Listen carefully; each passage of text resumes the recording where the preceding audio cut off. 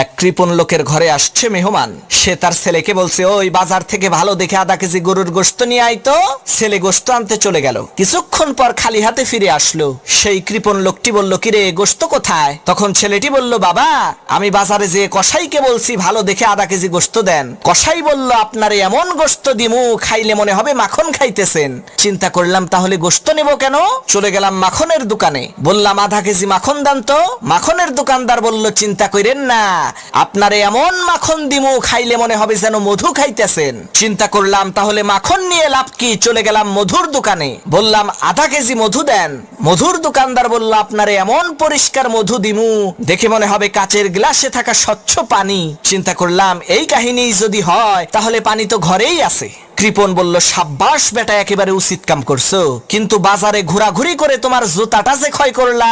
ছেলে কয়, বাবা জুতা তো মেহমানেরটা পরে গেছি।